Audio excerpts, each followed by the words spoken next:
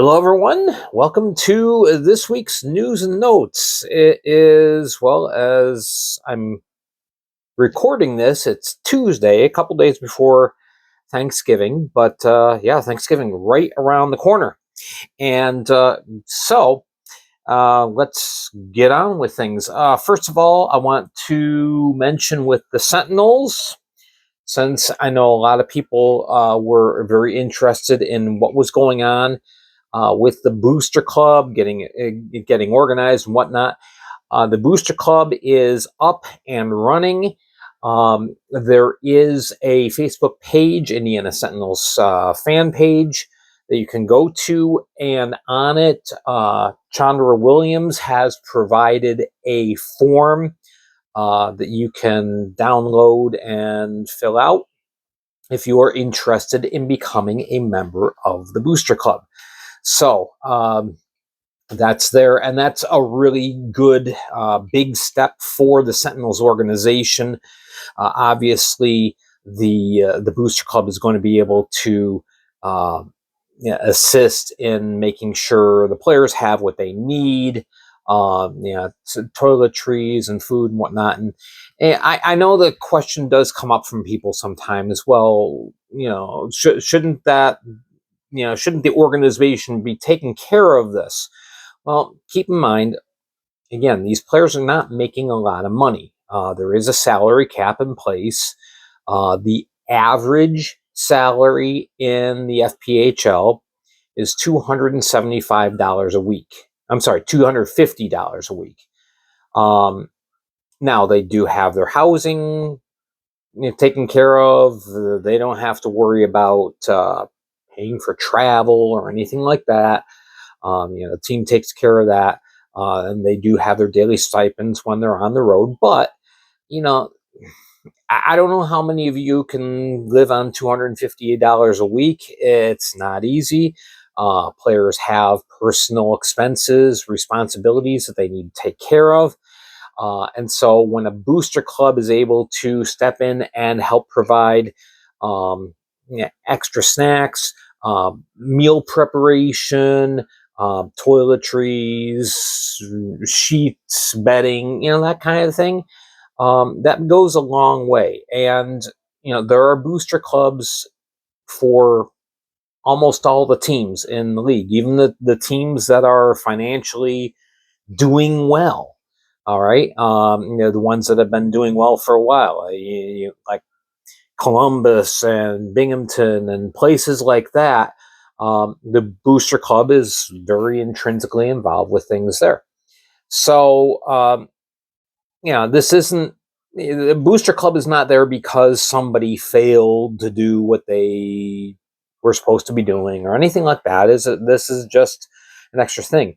Hockey is a very expensive sport.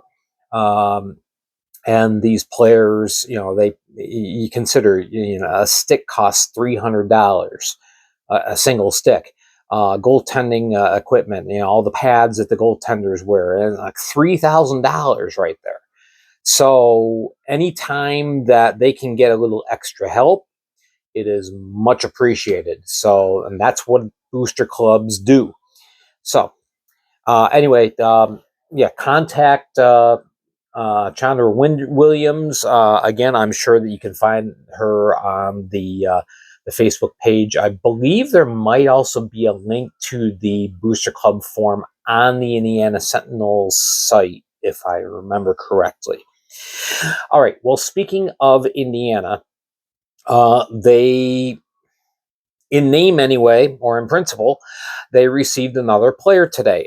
This was the completion of the trade that was announced last week, where Zychek went to PD, and it was Colin Tracy was going to Indiana, or no, yes, Colin Tracy, and unfortunately, neither player reported yet. That could just be, travel problems for the players at the time. Hopefully that gets resolved. But so Scaldi was also thrown into that trade. So Scaldi is now, his rights are now held by Indiana.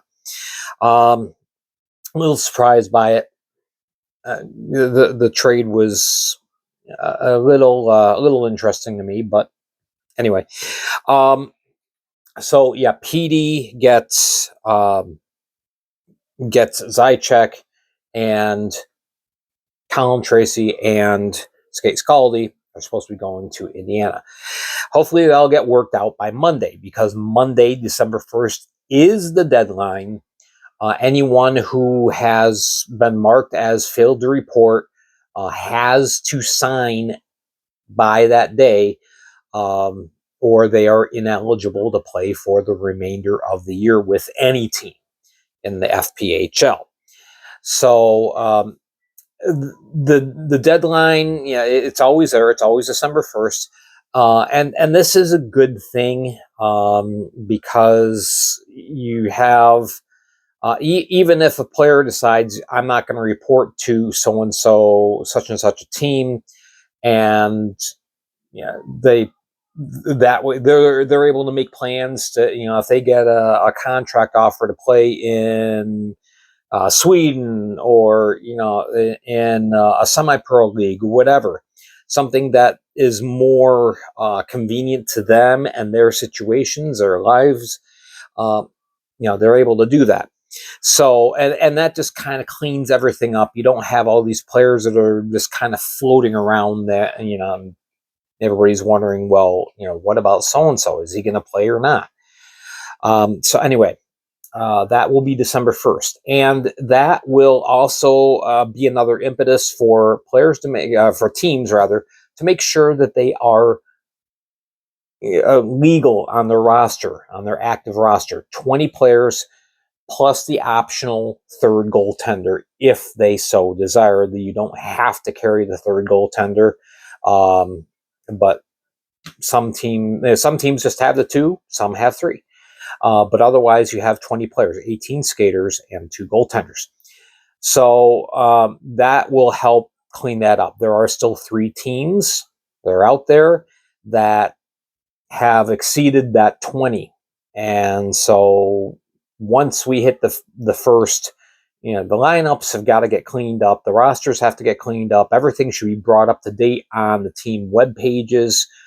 And hopefully you don't have a confusing situation where you click on a team roster and see 30 names when there's not really 30 there. So that is coming up. I would expect a small flurry of activity in the couple of days right before then and that day, November 29th, 30th, the 1st. I would expect quite a few signings. I would expect some players to be released, and and then everything will be a lot more easy to manage for teams. Excuse me. All right. Let's see. What else do we have? Okay, talking about the neutral site games. The Fed put out a big article on Monday about the game. This was on the schedule when the schedule was released back in July. This was listed on there, March 21st, neutral site game in Morristown, New Jersey at Menon Arena. I put the picture of the arena on the thumbnail for this video. It's going to be Watertown versus Danbury. Now, this is a regular game. This game counts. It's not an exhibition game. It's kind of like last year when there were the games in Topeka.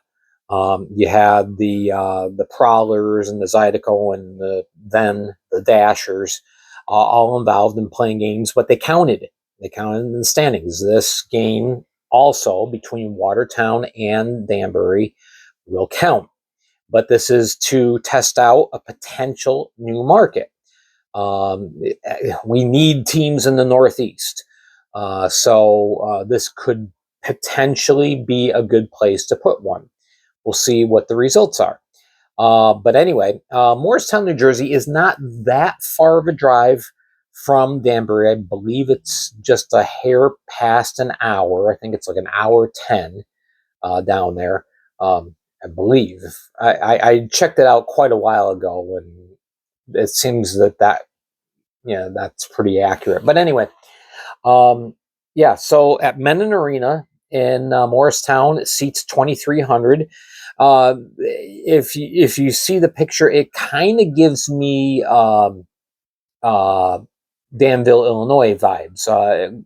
Kind of looks similar to David S. Palmer Arena, where the Dashers played last year. Um, nothing at the one end. The seats kind of wrap around the other end. Um, Not real high. There's not a whole bunch of rows. I think there's only like 10 or 12 rows of seats going up. So it's a very intimate setting. Fans will be very close to the action, close to the ice. But it's a nice looking facility. So we will see what happens. Now, last week on the Beyond the Glass uh, podcast with Eric Swanick, of course, Don Kiernan was talking about the new team in Minnesota, which of course we talked a little bit about on the live Facebook video that I did last week. He had mentioned the possibility of playing some not exhibition games, but having some neutral site games there. I don't think that's going to work out because for that to happen, some team or teams have to give up their rights to a home game. And, that's a lot of revenue, especially when you factor in the travel to Thief River Falls, Minnesota. A long trip for whoever. I would assume it would be a couple of the more Midwestern teams like the Prowlers or the Sentinels or Topeka, but I just don't see it happening. I really don't.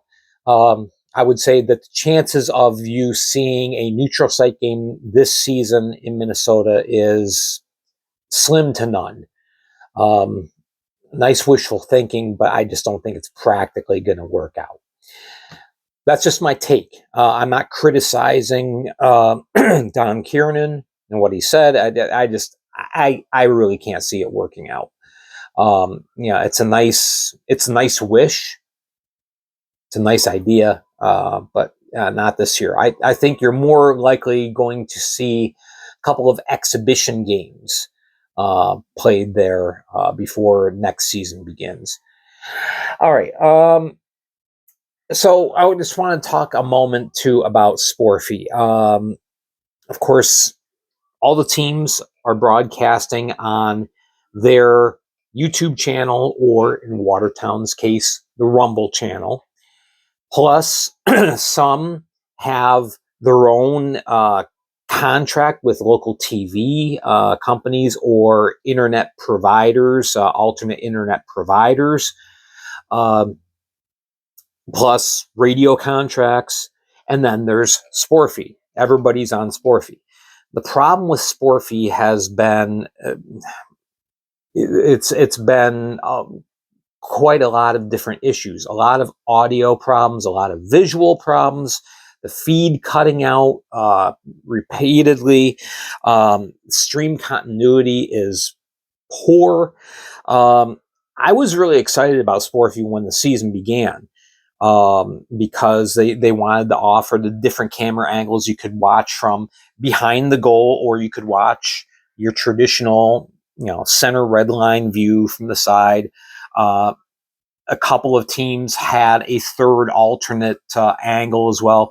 You had the opportunity to click on replay at your own choosing. It isn't working. It's just not working. All these nice features that are supposed to be there, it's just not. It's not working at all. So, and the other problem is, depending on the team, depending on the problems that they might have had during the live stream feed, you can't always go back and watch a game later. Let's say you're an Indiana fan. You want to go back on Sporfie and watch Indiana win their game in Port Huron. Not necessarily a guarantee you're going to be able to do that on Sporfie. you can do it on YouTube. It seems like most people are just sticking with YouTube and watching on YouTube. The YouTube numbers are up this year. I've noticed as I watch. I've been using YouTube because I gave up on Sporfie about 3 weeks ago, to be honest. But as I click on the different games, as I'm watching the games, there is the little icon right below the picture of the game, the camera, and it says how many people are watching, and the numbers are up from last year when we didn't even have Sporfie. So more people are watching the games on YouTube, and I think that's a good thing. Also, I didn't see the numbers for Watertown on Rumble, but I'll have to check that out this next week and see if their numbers are up. But the YouTube numbers are definitely up. It seems like that's everyone's preference, and they're comfortable with it. They've used it before. You've all interacted. Most of you have a chat feature. I think there's 3 teams that don't, but the other 11, you've used the chat feature to talk with other fans during the game, and the chat feature is on the one side of the screen, the game is on the other, and a lot of people love that. So you don't get that on Sporfie. So is the league going to continue to use Sporfie beyond this year? I don't know, but it just doesn't seem to be having the impact it was supposed to have. So that's something that the league is going to have to examine once we get to the summer meetings after the championship game has been played and all that. Everyone's going to have to get together in next June or July, whenever they have the meetings, and say, do we want to continue to pay money to use this service? And I think there's a reason that a lot of teams might say, we'd rather not. We'll see. All right, closing this out, we have 5 games. Did I write 3? Yes, I did. I wrote 3. Why did I write 3? It's been an interesting week. 5 games for Thanksgiving Eve. I have them listed here. Danbury versus Binghamton. These games are the earlier starts, and you get later on. The last 2 are 8:05 Eastern, 7:05 Central. So lots of nice games to watch. I will be doing a recap video Thanksgiving morning, a short one. I'm going to kind of abbreviate it a little bit, so you can go on with your day. I know you all have big plans with your families and friends. Some of you are traveling, so yeah, we won't belabor the point, but I will be doing a recap video. All right. So while we're here, I will really quickly, to end this, I will give you my my picks for these games, since I am not doing a picks and previews feature. I just don't have a time to write out a whole article for that. So I am picking as winners Binghamton Black Bears, Port Huron Prowlers. I am back and forth on this. I'm going to go with Blue Ridge. I think Blue Ridge is going to pull this out. Going with Columbus, and I'm going with Monroe. So those are my picks, recorded for all posterity, or lack thereof. Okay, thank you so much for watching. I do appreciate it, and thank you for continually tuning in, for your support. Please tell a friend if you know somebody who hasn't checked out the stuff here. Please let them know. Please subscribe if you have not already done so. We're trying to get to 1,000 YouTube subscribers, hopefully by midwinter. So keep those subscriptions coming in. Also, make sure you're following me on Facebook. All the news as it happens, I print there, and we talk about it here. Thank you so much again. I'm Gary Ryan for the Fed League Flash. Have a wonderful Thanksgiving, and we will see you Thursday morning.